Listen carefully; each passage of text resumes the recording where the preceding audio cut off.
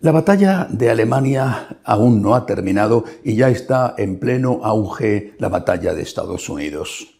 Esta semana, un cardenal y un obispo se han enfrentado abiertamente con sus colegas alemanes, diciéndoles que lo que están haciendo no tienen derecho a hacerlo y que es claramente una herejía. Lo ha dicho el cardenal Miller, que además es alemán, y ha dicho que es una negación herética de la enseñanza de la Iglesia.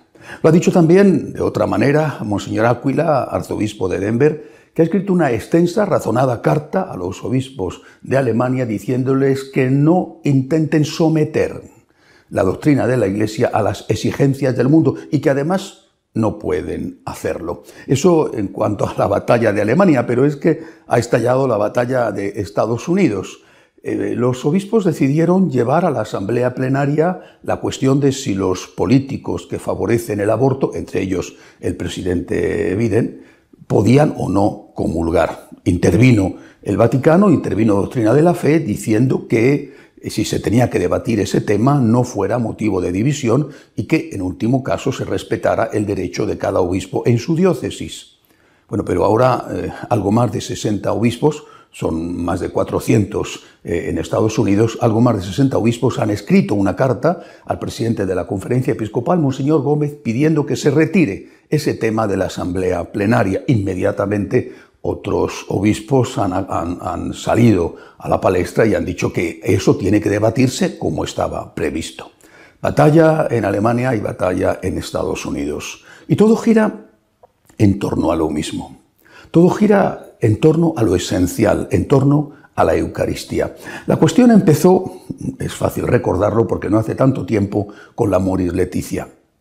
Lo que allí se planteaba como una excepción, la posibilidad de forma excepcional de que los divorciados vueltos a casar pudieran comulgar, viendo caso por caso la posibilidad de que esto ocurriera de forma muy rara, bueno, se preveía que naturalmente esto se iba a generalizar y de hecho así ha ocurrido en muchos sitios. Comulga todo el que quiere. Bueno, después vino, siempre sobre el mismo tema, vino la invitación del presidente de los obispos alemanes a los protestantes para que comulgaran si querían comulgar.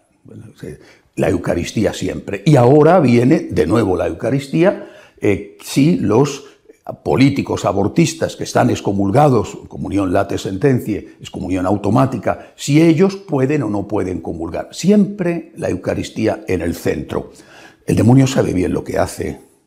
La Eucaristía es el principal motivo de ataque del demonio porque es el Señor y el demonio sabe que si destruye la Eucaristía, destruye la Iglesia. Hay otras cuestiones, las bendiciones a las parejas homosexuales, que no digo que no sean importantes, pero la cuestión central donde se está librando la verdadera guerra es en torno a la Eucaristía. El respeto que merece el Señor, las condiciones que hay que tener para recibir al Señor presente de forma real en la Eucaristía.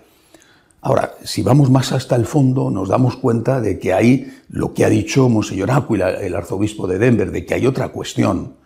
En realidad el problema está en la adaptación de la Iglesia al mundo. Una adaptación que se quiere hacer en nombre de la misericordia. En nombre de la misericordia tiene que comulgar el divorciado vuelto a casar, como se decía entonces, pobrecita la mamá que llega a la comunión de su hijo y no puede comulgar. El divorciado vuelto a casar puede comulgar sin ningún problema, no un caso excepcional que hay que verlo con cuidado, no, todo el mundo que quiera puede comulgar en nombre de la misericordia. El protestante, se llama hospitalidad eucarística, bueno, puede comulgar en nombre de la misericordia el que está favoreciendo el aborto. En nombre de la misericordia. Es un concepto no solamente equivocado, sino profundamente negativo de la misericordia. Es como si dijéramos que en nombre de la misericordia el ladrón puede robar, el que golpea a las mujeres puede seguir golpeándolas o el terrorista puede seguir poniendo bombas. Eso no es misericordia. La misericordia se tiene con las personas y además cuando las personas están arrepentidas. Pero la misericordia no se puede tener con el crimen, no se puede tener con el mal. Sé que esto son comparaciones que quizá son un poco exageradas, pero para entendernos. No se puede tener misericordia con el pecado. Se tiene que tener misericordia con el pecador, cuando el pecador pide perdón. Y repito, es un concepto equivocado de la misericordia que se está utilizando, yo creo que los que lo utilizan saben bien que lo están utilizando mal, se está utilizando para devaluar la doctrina, para adaptar la enseñanza de la Iglesia al mundo. Ahora bien, si esto se hace, si en nombre de la misericordia se quitan aquellas cosas del Evangelio que no interesan porque van en contra de sus objetivos, de esa adaptación de la enseñanza de la Iglesia, de la palabra de Dios al mundo, si en nombre de la misericordia se suprime aquello de el que come y bebe el cuerpo y la sangre de Cristo, sin estar preparado, come y bebe su propia condenación, si eso, por ejemplo, se suprime, si se suprimen 2000 años de historia de la Iglesia, de tradición de la Iglesia, diciendo que los que lo defienden son unos rígidos que están anclados en la letra y que no están abiertos al Espíritu, si eso se suprime, pues otros decidirán que se puede suprimir, por ejemplo, aquello de tenía hambre y me has dado de comer, ven bendito de mi Padre o vete maldito de mi Padre. O que se puede suprimir lo de tomad y comed, esto es mi cuerpo. O que se puede suprimir lo de lo que hayas hecho al más pequeño a mí me lo has hecho. O se puede suprimir lo de amad a vuestros enemigos. O se puede suprimir, por ejemplo, lo de tú eres Pedro y sobre esta piedra edificaré mi iglesia. Y si se suprime eso, porque se considera simplemente algo que tiene un significado simbólico o incluso un primado honorífico, si se suprime eso, ¿qué es lo que queda como punto de referencia, como unidad en la Iglesia? Y ahí es donde se da la paradoja.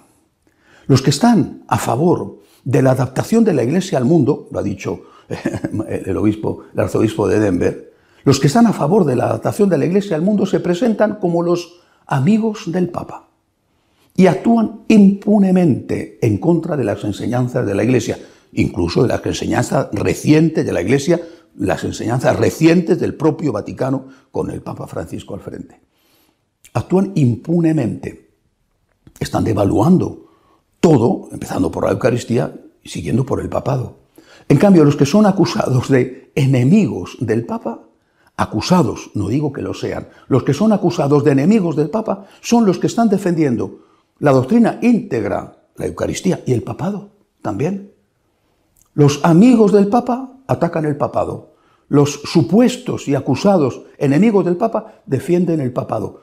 Esto es más que una guerra civil, esto ya es una esquizofrenia, esto es una locura.